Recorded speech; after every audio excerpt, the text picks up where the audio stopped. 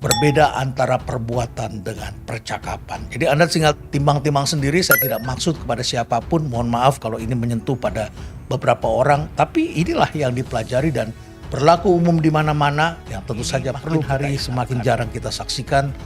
Dan di dalam salah satu kitab suci yang saya baca, saya mengutip sebuah kata-kata yang sangat penting. Cinta uang adalah salah satu akar dari berbagai kejahatan. Hanya ini kita renungkan, atau kalau Anda suka yang lebih populer, barangkali Anda masyarakat ini harus hati-hati nyebut orang kiai, ustadz itu kalau gini gimana? Karena kata Al-Quran sendiri kan yang namanya ulama itu adalah orang yang takut pada Allah. Ya kalau pembohong kan nggak takut, Pak. Gitu loh. Pembohong nggak takut, jadi ini nggak bisa. Saya nggak menyebut dia sebagai ustadz. Karena tidak satunya kata dengan perbuatan. Nah. Apalagi bisa dibilang ya perilaku seperti itu adalah perilaku dolim lah Pak ya. Iya, sangat zalim, sangat zalim. Nah sekarang aja. Jadi menurut hemat saya, kalau Yusuf Mansur itu menyuruh orang, terus kemudian mereka nggak pernah bersedekah ya, menurut hemat saya ya tidak sesuai dengan apa yang diomongkan dan apa yang diperbuat. Iya betul. Bahasanya kalau bahasa ini ya Ibul. apa ya? Jargoni. Jargoni betul. Jargoni. Ngajar ini ngajar lakoni. Ya. Ngomong unicorn. Saya hari ini ngelihat Grab di mana-mana pasang dekakon. Dekakon tuh 10 kon, 10 kali. Jadi kira-kira 140 billion. Kalau unicorn itu ya 140 triliun ya, sebab unicorn itu $1 miliar, $1 billion. Kalau dekakon itu 10 miliar, 140 triliun kira-kira.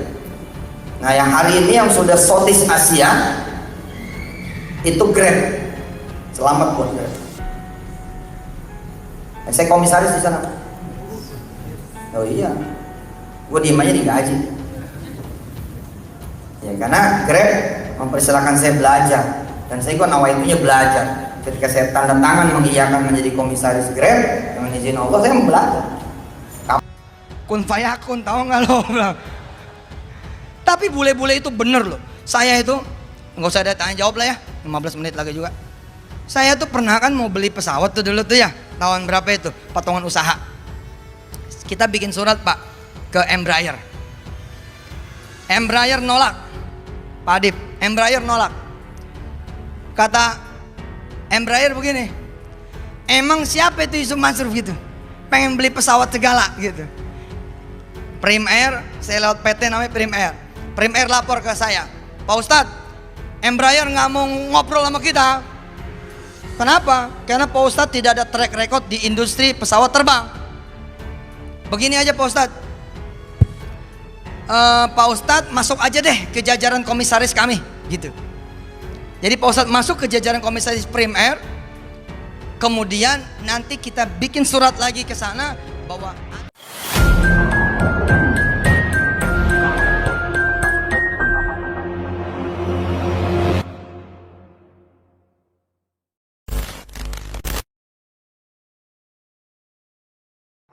masyarakat bisa menilai dan ya. Ya silahkan nanti menilai apakah masih bisa dijadikan panutan atau tidak, tergantung masyarakat. Betul, Kalau kita hanya menyampaikan saja. Iya.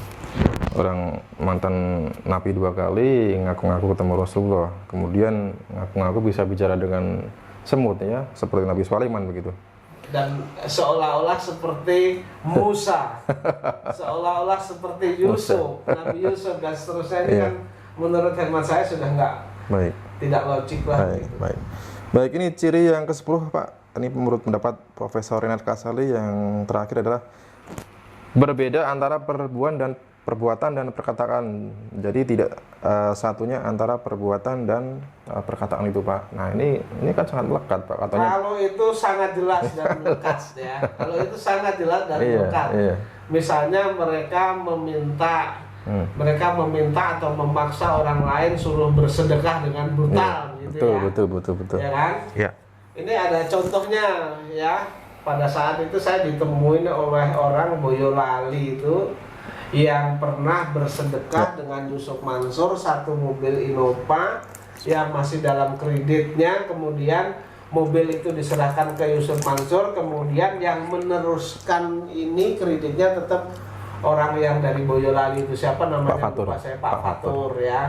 Nah, ketika Pak Fatur sedang di bawah, kemudian mereka tidak minta sedekah loh kepada Yusuf Mansur, hanya mereka meminjam uang sebesar 5 juta rupiah untuk kepentingan anaknya, dan kepentingan itu urgent untuk wisuda anaknya di Universitas Muhammadiyah Malang, itu kan nggak dikasih ya.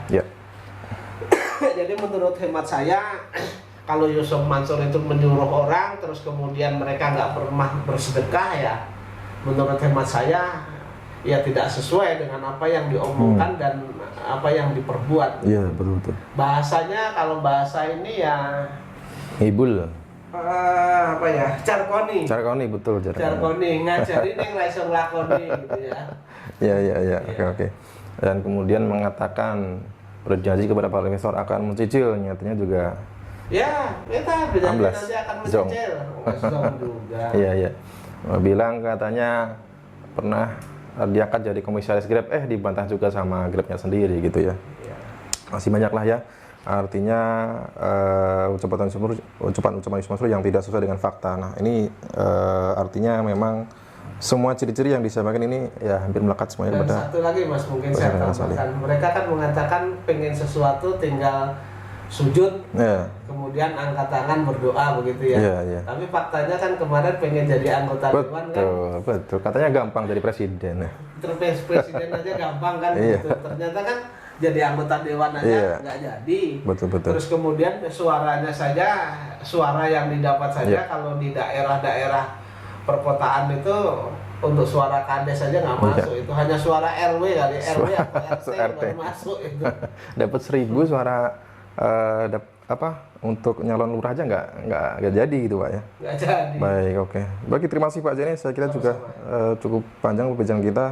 Jadi untuk supaya ini sebagai bentuk edukasi kepada masyarakat juga Pak ya, supaya terhindar daripada bentuk-bentuk pemuka agama yang memang hanya menggunakan ayat-ayat dari agama untuk kepentingan pribadinya sendiri gitu Pak ya.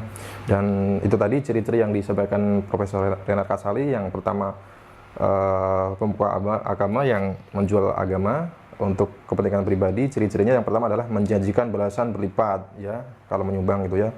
Yang kedua, ini menggunakan pendekatan emosi. Yang ketiga, menggunakan uang sumbangan ini untuk kepentingan pribadi. Ya, keempat, ini gaya hidupnya hedon, gaya hidup duniawi gitu Pak.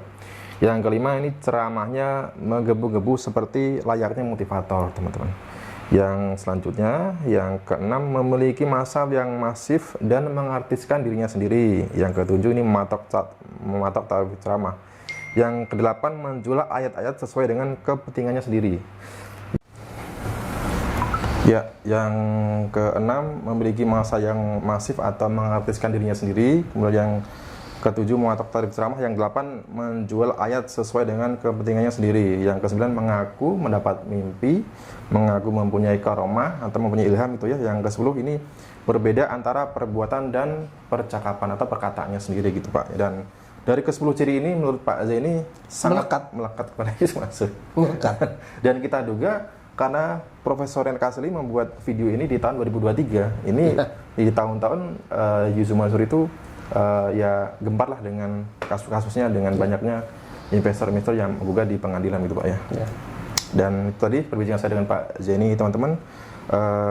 Dan kita harap jangan ada lagi lah korban-korban seperti yang dialami oleh Pak Zaini Mustafa dan investor-investor Jepan Batubara dan juga investor-investor bisnis yang digagas oleh Yusuf Mansur yang lainnya gitu Pak ya. Baik, mungkin ada yang ingin disampaikan sebagai penutup Pak? Saya kira. Baik, terima kasih teman. Kita jumpa di kesempatan selanjutnya. Terima kasih. Wassalamualaikum warahmatullahi Dan yang terakhir, berbeda antara perbuatan dengan percakapan. Jadi Anda tinggal timbang-timbang sendiri, saya tidak maksud kepada siapapun, mohon maaf kalau ini menyentuh pada beberapa orang, tapi inilah yang dipelajari dan berlaku umum di mana-mana yang tentu saja perlu kita ingatkan. Saya ingin mengutip apa yang disampaikan oleh orang yang sangat saya kagumi dan saya beberapa kali rapat dengan beliau sebelum beliau kemudian menghadap Tuhan, yaitu Buya Syafi'i Ma'arif. Ketika beliau mendirikan Ma'arif Institute, beliau sendiri mengatakan, saya malu sebetulnya menggunakan nama saya. Tetapi dia mengatakan bahwa hidup dia belum seberapa dibandingkan dengan tokoh lain di Muhammadiyah, yaitu Pak A.R. Fakhrudin. Dia mencontoh kehidupan A.R. Fakhrudin dan dia juga hidupnya sangat sederhana. Pak A.R. sudah pernah saya ceritakan kepada Anda ketika dia menjadi pimpinan Muhammadiyah sampai di akhir hayatnya. Dia bahkan tidak mempunyai rumah. Dia bahkan harus hidup dengan berjualan bensin di depan rumahnya. Kemana-mana tetap bersepeda. Bahkan pernah diberikan mobil baru oleh pimpinan satu perusahaan dan dia menolak. Nah, tokoh-tokoh sederhana ini makin hari semakin jarang kita saksikan. Dan di dalam salah satu kitab suci yang saya baca, saya mengutip sebuah kata-kata yang sangat penting. Cinta uang adalah salah satu akar dari berbagai kejahatan. Nanya ini kita renungkan. Atau kalau Anda suka yang lebih populer, barangkali Anda perlu juga menonton film yang berjudul PK. Ini adalah film India. Di dalam film itu ini harus hati-hati nyebut orang kiai, ustadz itu kalau gini gimana? Karena kata Al-Quran sendiri kan yang namanya ulama itu adalah orang yang takut pada Allah. Betul. Ya kalau pembohong kan nggak takut, Pak. Gitu loh. Pembohong nggak takut. Jadi ini nggak bisa. Saya nggak menyebut dia sebagai ustadz. Karena tidak satunya kata dengan perbuatan. Nah. Apalagi bisa dibilang ya perilaku seperti itu adalah perilaku dolim lah Pak ya. Iya, sangat zalim, sangat zalim.